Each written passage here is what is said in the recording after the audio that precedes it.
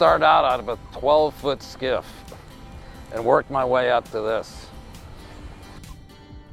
When anybody talks about the Jaeger, it's basically known as my ship. I don't own it, but it's mine. I've been a captain now for about 25 years, and I've been in the fishing industry for probably 33 years. Back then you had to start at the bottom and work your way up. Started as an oiler and worked my way up to a processor and then to a deckhand, and was sailed as a mate for about a year and a half, and then I was able to get my captain's license by late 1987. Life at sea on the Northern Hawk can be very difficult at times for the crew, or for, as far as any of the boats out here. It's not a job that's meant for everybody. You got to really like it. You got to want to be at sea. I kind of like it all. I enjoy my job. I enjoy the fishing, the thrill of catching fish, going out always trying to do better than the other boats, always trying to do better than I've done before, always trying to improve on our gear, adjusting our gear and getting it to fish better, getting it to fish cleaner with less bycatch. What drew me to the pollock fishing initially was I was a crab fisherman and a salmon fisherman. The crab stocks were starting to decline somewhat at that time in the early to mid 80s, and I was looking for opportunities elsewhere to have a better living and a better life for myself and my family. So that was when the Pollock joint ventures started. We were fishing with the foreign fleets, and so that's when I got on the smaller catcher vessels and began fishing pollock. And I started that in about 1986, and I've been in the pollock industry ever since.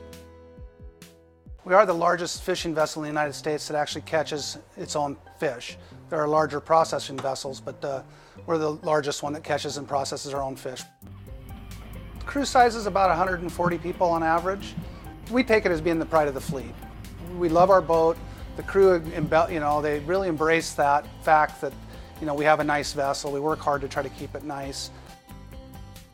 So when we're getting ready to deploy the net, we've been driving around in certain areas that are generally traditional areas that we look for fish. Once we start setting the net out, the first thing that goes out the back of the boat is the cod end. That's where all the fish wind up at the end.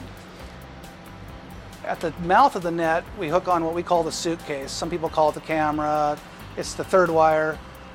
It's what shows us the picture of the net opening. We can see the fish going in, we can see the shape of the net, we can see the bottom. Sometimes it takes a matter of just a few minutes and we can have 150 tons in the net in 5 or 10 minutes. Other times it may take several hours, depending on how much fish sign is around. As they bring the net on board, it's just a reverse of when we set it. We get to the cod end at the end, and that's where the fish is. We hook up our main Gilson cables to the cod end, and then we bring the net on the deck.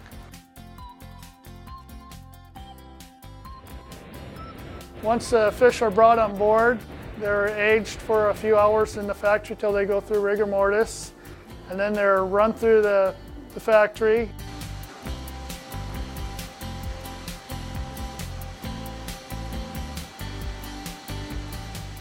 The harvesting of the fish is done in a sustainable way on board all of these factory trawlers here in Alaska. We have 2 U.S. observers on board at all times that are monitoring and sampling the catches for us.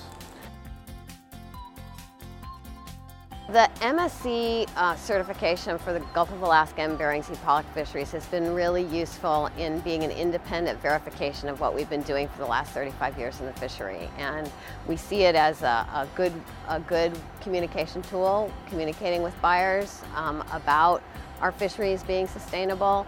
And we know that there are buyers that really value the MSC program, so we're pleased to have that acknowledgement of our fishery management practices. In our fishery, we weigh every single fish that comes into the boat. We document all the bycatch. Every single thing that comes up is documented. And we use this data both to inform the fishery management decisions, but also to improve technology for lowering bycatch even further. We're the fisheries with the lowest bycatch in the world. Less than 1% of what we catch isn't pollock. So 99% of what we catch is pollock, and of that, half of that is utilized. So 99.5% of everything we catch is something that we are utilizing. Well, I love food and I love promoting healthy food, and seafood is one of the healthiest foods around, and Alaska pollock is a really healthy whitefish, and a lot of people don't know how healthy it really is. It's got an amazingly high omega-3 level for a low-fat whitefish.